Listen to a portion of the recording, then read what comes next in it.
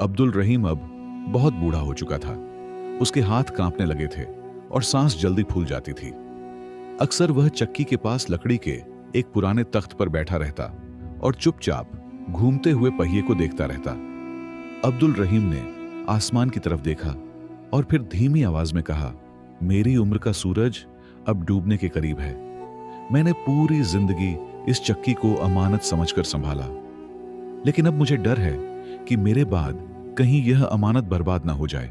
सलीमान तुरंत बोला, अब्बा जान, आप फिक्र क्यों करते हैं? मैं हूं ना, मैं इस चक्की को पहले से भी ज्यादा कामयाब बना दूंगा। कमाल भी तुरंत बोला, नहीं अब्बा जान, सलीमान बहुत सख्त मिजाज है, लोग उससे डरेंगे, यह जिम्मेदारी मुझे देनी चाहिए। यूसुफ चुप बैठा रहा। अब्दुल रहीम ने उसकी तरफ देखा और पूछा, और तुम कुछ नहीं कहोगे यूसुफ? यूसुफ ने सिर झुकाकर नरमी से कहा, अब्बा जान, जो आप बेहतर समझें। यह जवाब सुनकर अब्दुल रहीम की आंखों में अजीब सी चमक आई। अब्दुल रहीम ने तीनों बेटों को फिर बुलाया। उसके हाथ में अखरोट की 3 गठरियां थीं। उसने हर बेटे को एक गठरी दी और बोला, बगदाद में मेरे 3 पुराने दोस्त रहते हैं। तुम तीनों अलग अलग रास्तों से जाओगे। मेरे दोस्त को मेरा सलाम कहना और ये अखरोट उसे देना। बदले में वह तुम्हें एक चीज देगा, उसे वापस लेकर आना। फिर उसने सख्त लहजे में कहा, लेकिन याद रखना, सफर 3 दिन से ज्यादा नहीं होना चाहिए। तीनों बेटों ने सिर हिलाया। बगदाद से कई दिनों की दूरी पर एक छोटी सी बस्ती आबाद थी। यह बस्ती न बहुत अमीर थी और न ही वहां कोई शानदार बाजार था, लेकिन वहां के लोग सादे दिल और मेहनती थे। बस्ती के किनारे एक पुरानी चक्की थी, जिसका बड़ा सा लकड़ी का पहिया दिन रात घूमता रहता था। जब हवा चलती तो उसके पुर्जों से चर्र चर्र की आवाज निकलती और यही आवाज उस बस्ती की जिंदगी मानी जाती थी। इस चक्की का मालिक एक बूढ़ा व्यक्ति था, जिसका नाम अब्दुल रहीम था। अब्दुल रहीम की दाढ़ी बर्फ जैसी सफेद हो चुकी थी। उसकी कमर झुक गई थी और हाथों की रगें उभरी हुई थीं, लेकिन उसकी आंखों में अब भी एक अजीब सी रोशनी थी। ऐसी रोशनी जो सिर्फ उन लोगों की आंखों में होती है जिन्होंने पूरी जिंदगी हलाल रोजी कमाई हो।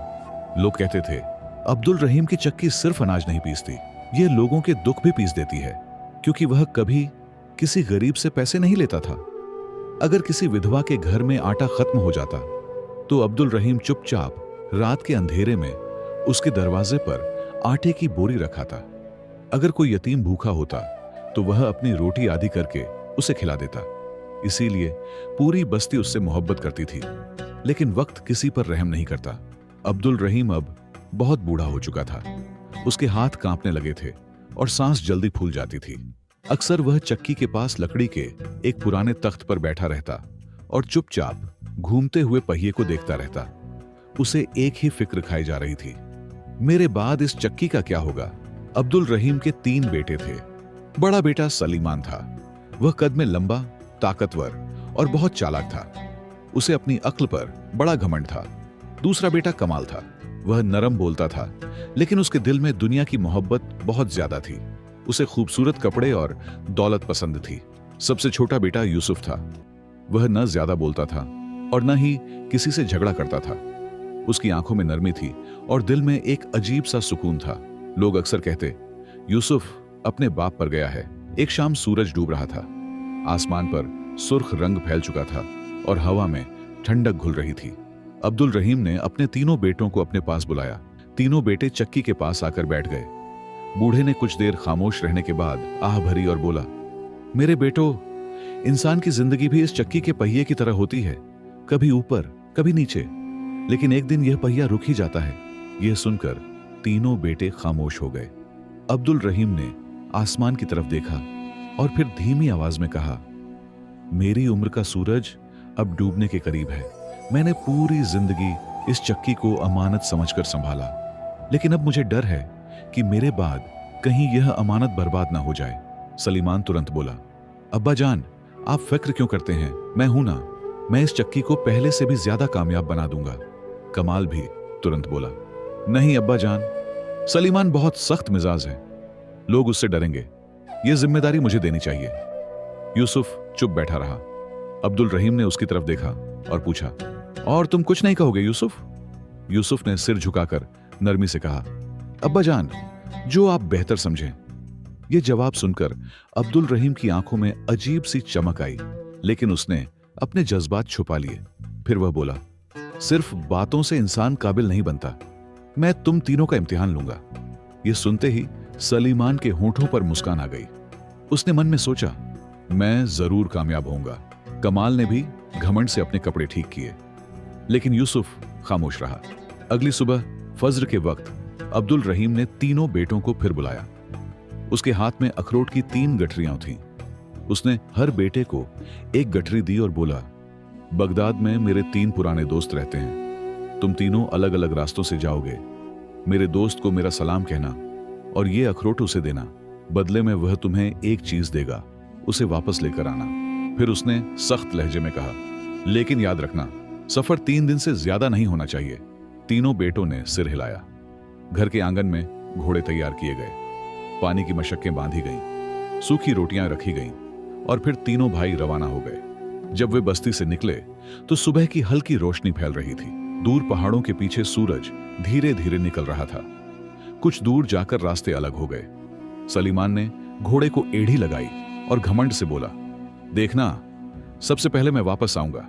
कमाल भी दूसरे रास्ते पर मुड़ गया। यूसुफ ने चुपचाप दोनों भाइयों को जाते देखा, फिर आसमान की तरफ नजर उठाकर बोला, या अल्लाह, मेरे लिए आसानियां फरमा। 3 दिन का सफर आसान नहीं था। कभी तेज धूप सिर पर आग बरसाती, कभी रात की ठंडी हवा शरीर को कांपने पर मजबूर कर देती। शाम के वक्त सलीमान एक बड़े बाजार में पहुंचा। वहां लोगों का हुजूम था। कहीं मसालों की खुशबू थी, कहीं लोहार की दुकान से आग के शोले निकल रहे थे। वह एक सराय में ठहरा और अगले दिन अब्दुल रहीम के दोस्त को ढूंढने निकला। पूरा दिन गुजर गया, लेकिन उसे ऐसा कोई इंसान नहीं मिला। सलीमान के माथे पर पसीना आ गया। अगर मैं खाली हाथ वापस गया तो अब्बा मुझे नाकाम समझेंगे। यह सोचकर उसके दिल में शैतान ने वसवसा डाला। उसने अखरोट लेकर बाजार में एक ताजिर से कहा, यह अखरोट खरीद लो। ताजिर ने कुछ सिक्के दे दिए। सलीमान ने उन सिक्कों से एक कीमती चमड़े का जूता खरीदा और मन में कहा, मैं कह दूंगा कि अब्बा के दोस्त ने दिया है। बूढ़े आदमी को क्या पता चलेगा। उधर कमाल भी शहर में घूम रहा था। वह भी अब्दुल रहीम के किसी दोस्त को नहीं ढूंढ सका। वह एक रेशम बेचने वाली दुकान के सामने रुका। रंग बिरंगे कपड़े हवा में लहरा रहे थे। कमाल ने अखरोट बेचे और बदले में खूबसूरत रेशमी कपड़ा खरीद लिया। फिर मुस्कुराकर बोला, अब्बा जान जरूर खुश होंगे। लेकिन उसके दिल के किसी कोने में डर भी था। उधर यूसुफ 2 दिन तक शहर की गलियों में अपने पिता के दोस्त को तलाश करता रहा। वह हर बूढ़े व्यक्ति से पूछता, क्या आप अब्दुल रहीम को जानते हैं? लेकिन हर बार जवाब ना में मिलता। थक हार कर तीसरे दिन उसने वापस जाने का फैसला किया।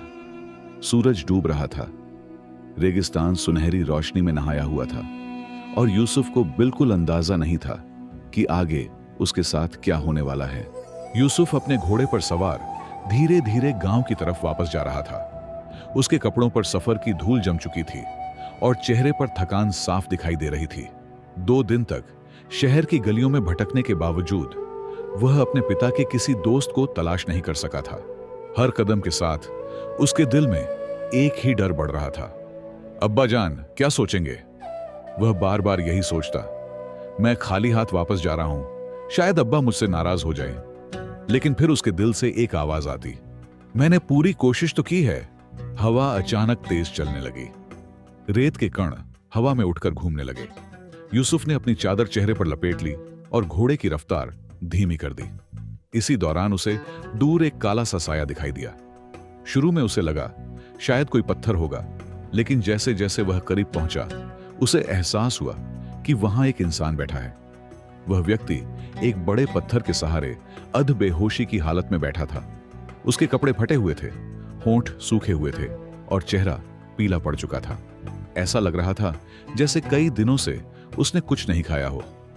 यूसुफ तुरंत घोड़े से उतरा और उसके पास जाकर बोला, भाई तुम्हारी यह हालत कैसे हुई? मुसाफिर ने मुश्किल से आंखें खोली। उसकी आवाज इतनी कमजोर थी कि मुश्किल से सुनाई दे रही थी। मेरा घोड़ा भाग गया। वह खांसा और फिर बोला, मैंने बहुत कोशिश की लेकिन उसे पकड़ ना सका। 2 दिन से भूखा हूं। अगर किसी ने मदद न की तो शायद आज रात जिंदा न बचूं। यह सुनकर यूसुफ के दिल में दर्द उठ गया। उसे अपने पिता की बात याद आई। इंसान की असली पहचान उसके किरदार से होती है। यूसुफ ने तुरंत अपनी थैली खोली। उसमें कुछ सूखी रोटियां और अखरोटों की गठरी थी। वह कुछ पल चुप रहा। फिर उसने अखरोटों की तरफ देखा और दिल में सोचा, अगर मैंने ये दे दिए तो अब्बा के इम्तिहान में पूरी तरह फेल हो जाऊंगा। अगले ही पल उसकी नजर उस कमजोर मुसाफिर पर पड़ी जिसके होंठ प्यास से फटे हुए थे। यूसुफ का दिल पिघल गया। उसने बिना कुछ सोचे पूरी गठरी मुसाफिर के हाथ में रख दी। ये खा लो भाई। मुसाफिर हैरानी से उसे देखने लगा। यह सब मेरे लिए। यूसुफ मुस्कुराया। अल्लाह ने चाहा तो मुझे और मिल जाएंगे, लेकिन अगर तुम यहां मर गए तो शायद फिर जिंदगी न मिले। मुसाफिर की आंखों में आंसू आ गए। वह कांपते हाथों से अखरोट खाने लगा। कुछ देर बाद उसकी हालत थोड़ी बेहतर हो गई। यूसुफ ने अपनी पानी की मशक भी उसके सामने रख दी। मुसाफिर ने पानी पिया तो जैसे उसमें जान लौट आई। फिर उसने कमजोर आवाज में पूछा, तुम कौन हो? यूसुफ ने जवाब दिया, मैं एक मामूली चक्की वाले का बेटा हूं। मुसाफिर ने हैरानी से उसे देखा। और तुमने एक अजनबी के लिए अपना सब कुछ दे दिया? यूसुफ ने नरमी से कहा, मेरे अब्बा कहते हैं अल्लाह के नजदीक सबसे कीमती इंसान वह है जो दूसरों के काम आए। यह सुनकर मुसाफिर खामोश हो गया। अब हवा ठंडी होने लगी थी और रात धीरे धीरे रेगिस्तान पर उतर रही थी। यूसुफ ने आसमान की तरफ देखा। तारे चमकने लगे थे। उसने सोचा, अगर मैं इसे यहीं छोड़ दूं तो शायद रात की ठंड इसे मार डाले। इसलिए उसने मुसाफिर को सहारा दिया और अपने घोड़े पर बिठा लिया। खुद वह घोड़े की लगाम पकड़कर पैदल चलने लगा। रास्ता बहुत मुश्किल था। रात गहरी होती जा रही थी। रेगिस्तान में कभी भेड़ियों की आवाज आती, कभी हवा डरावनी सीटी बजाती, लेकिन यूसुफ बिना रुके चलता रहा। कई घंटों बाद दूर एक छोटा सा गांव दिखाई दिया। वहां कुछ झोपड़ियां थीं जिनमें दिए जल रहे थे। यूसुफ मुसाफिर को लेकर गांव पहुंचा। एक बूढ़ा किसान बाहर आया। कौन हो तुम लोग? यूसुफ ने अदब से कहा। यह मुसाफिर रास्ते में बीमार मिला था। क्या आप इसे एक रात के लिए पनाह दे सकते हैं? बूढ़े किसान ने तुरंत दरवाजा खोल दिया। आओ बेटा, इंसान ही इंसान के काम आता है।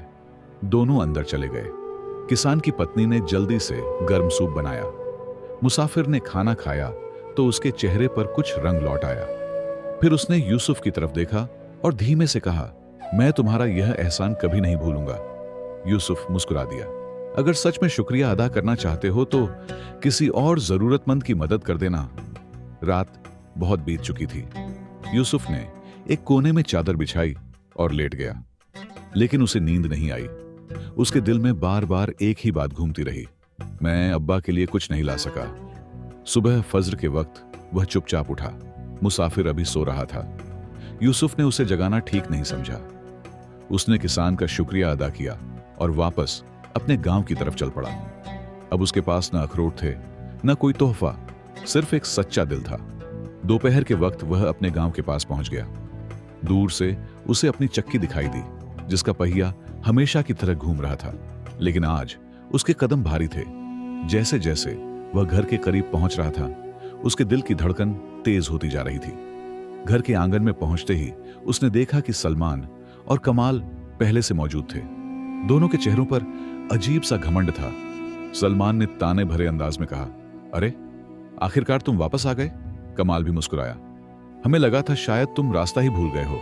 यूसुफ चुप रहा। उसे पता था कि उसके पास दिखाने के लिए कुछ नहीं है।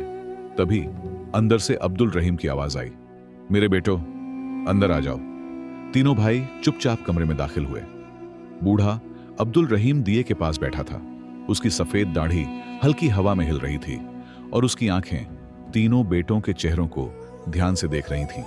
कमरे में अजीब सी खामोशी थी, ऐसी खामोशी जैसे आने वाले पल उनकी तकदीर बदलने वाले हों। अब्दुल रहीम की नजरें तीनों बेटों के चेहरों पर जमी हुई थीं। सलमान और कमाल दोनों के चेहरों पर भरोसा था, लेकिन उस भरोसे के पीछे एक अजीब सी बेचैनी भी छिपी हुई थी। यूसुफ खामोश खड़ा था, नजरें झुकी हुई थीं, जैसे वह अपने अंदर किसी तूफान से लड़ रहा हो। बूढ़े अब्दुल रहीम ने धीरे आवाज में कहा, बेटो सफर कैसी रही? सलमान तुरंत आगे बढ़ा, जैसे पहले से तैयार था। अब्बा जान, सफर बहुत कामयाब रहा। मैंने आपका सलाम आपके दोस्त तक पहुंचा दिया। उन्होंने मुझे बहुत इज्जत दी और यह खूबसूरत जूता तोहफे में दिया। वह जूता उसके हाथ में चमक रहा था, जैसे उस पर सोने की पॉलिश की गई हो। सलमान ने आगे कहा। वह बहुत खुश थे। उन्होंने कहा कि आपका बेटा बहुत समझदार है। यह सब कहते हुए सलमान के चेहरे पर मुस्कान थी, लेकिन उसकी आंखें सच नहीं बोल रही थीं। अब्दुल रहीम खामोश रहा। उसने सिर्फ एक नजर जूते पर डाली, फिर सलमान के चेहरे पर। कुछ नहीं कहा। फिर उसने धीरे से सिर हिला दिया। अब कमाल की बारी आई। कमाल ने तुरंत रेशमी कपड़ा आगे किया। वह कपड़ा हवा में लहरा रहा था, जैसे किसी अमीर ताजिर के ख्वाब की निशानी हो। कमाल ने भरोसे से कहा, अब्बा जान, आपके दोस्त बहुत मेहरबान थे। उन्होंने मुझे यह रेशमी कपड़ा दिया और आपको सलाम भी भेजा। वह आपकी बहुत इज्जत करते हैं। कमाल की आवाज में एक बनावटी नरमी थी, जैसे वह हर लफ्ज पहले से याद करके आया हो। अब्दुल रहीम ने कपड़े को छुआ, लेकिन उसकी आंखों में कोई खुशी नहीं थी। वह सिर्फ गहरी खामोशी में डूबा रहा। फिर उसने धीमी आवाज में पूछा, और तुम दोनों ने अखरोट के बारे में कुछ नहीं कहा? यह सुनकर दोनों भाई एक पल के लिए रुक गए। सलमान जल्दी से बोला, अब्बा जान, वह तो हमने उनके पास पहुंचा दिए थे। कमाल ने भी तुरंत हाँ में सिर हिला दिया, लेकिन दोनों के चेहरों पर हल्की घबराहट साफ दिखाई दे रही थी। अब अब्दुल रहीम की नजर यूसुफ की तरफ मुड़ी। और तुम यूसुफ? यह सवाल हवा में गूंज गया। यूसुफ ने सिर झुका लिया, कुछ पल खामोश रहा, फिर धीमी आवाज में बोला, अब्बा जान, मैं आपके दोस्त को ढूंढ नहीं सका। कमरे में एक पल के लिए सन्नाटा छा गया। सलमान के होंठों पर हल्की ताना भरी मुस्कान आ गई। कमाल ने नाक सिकोड़ ली। हमें पता था, सलमान ने धीरे से कहा। यूसुफ ने आगे कहा, मैं 2 दिन शहर में भटकता रहा, लेकिन कोई सुराग नहीं मिला। फिर उसने सांस ली, जैसे दिल पर बोझ हो। रास्ते में एक मुसाफिर मिला जो भूखा, प्यासा और बेहद कमजोर था। उसकी हालत ऐसी थी कि अगर मैं मदद न करता तो वह मर सकता था। कमरा जैसे जम सा गया। मैंने उसे वो अखरोट दे दिए और उसे गांव तक पहुंचा दिया, फिर खाली हाथ वापस आ गया। यह कहते हुए यूसुफ की आंखों में न शर्म थी न डर, सिर्फ सच्चाई थी।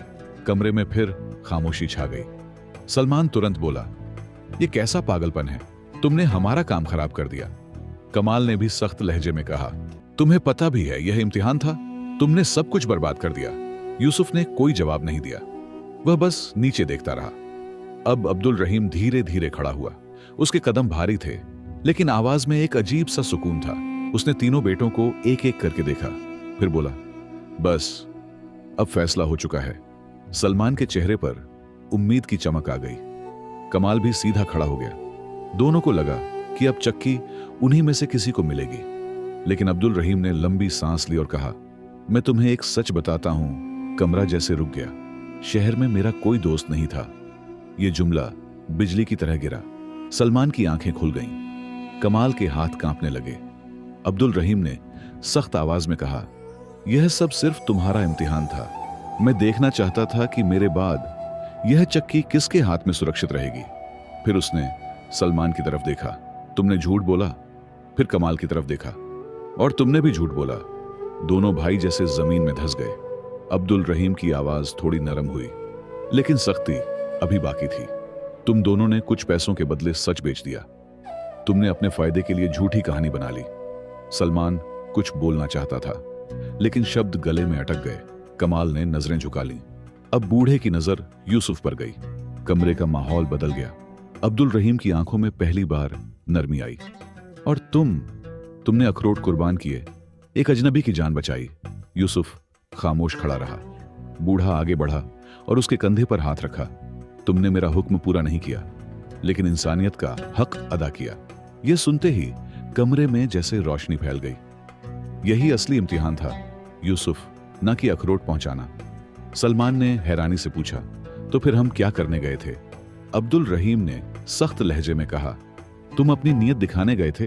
फिर उसने दोनों बड़े बेटों की तरफ देखा, और तुम्हारी नीयत सामने आ गई। कमरे में खामोशी और गहरी हो गई। फिर बूढ़ा धीरे से बोला, मैंने यह चक्की उसे देने का फैसला किया है जो सच बोले, रहम करे और अमानतदार हो। उसने यूसुफ की तरफ इशारा किया। यह चक्की अब यूसुफ की है। यह सुनते ही सलमान के चेहरे पर गुस्सा और शर्म दोनों आ गए। कमाल के होंठ कांपने लगे।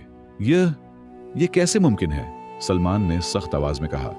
अब्दुल रहीम ने उसे देखा। झूठ बोलने वाला कभी जिम्मेदारी नहीं संभाल सकता।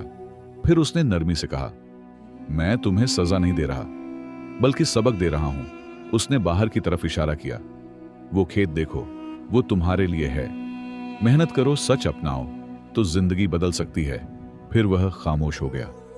यूसुफ अब भी खड़ा था, लेकिन उसकी आंखों में आंसू थे, खुशी के आंसू। वह जानता था कि उसे सिर्फ चक्की नहीं मिली, बल्कि एक अमानत मिली है। एक ऐसी अमानत जो सच और रहम के बिना नहीं चल सकती।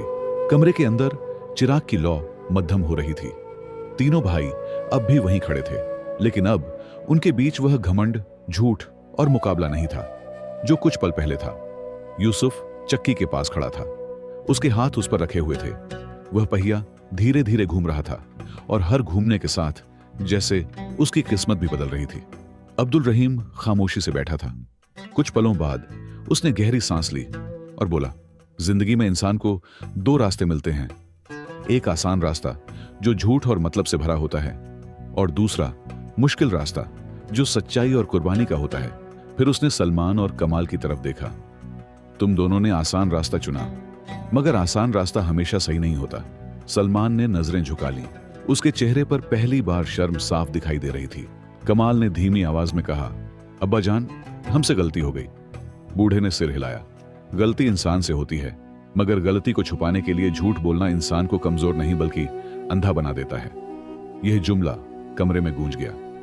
यूसुफ खामोश खड़ा सब सुन रहा था, मगर उसके दिल में एक अजीब सा सुकून था।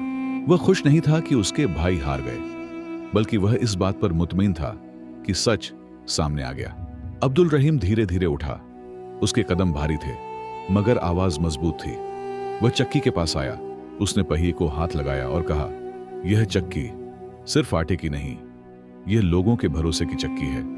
अगर इसमें झूठ शामिल हो गया तो यह सिर्फ अनाज नहीं पीसेगी, लोगों की उम्मीदें भी तोड़ देगी। फिर वह यूसुफ की तरफ मुड़ा। बेटा, तुमने एक अजनबी की जान बचाकर मुझे सबसे बड़ा जवाब दे दिया है।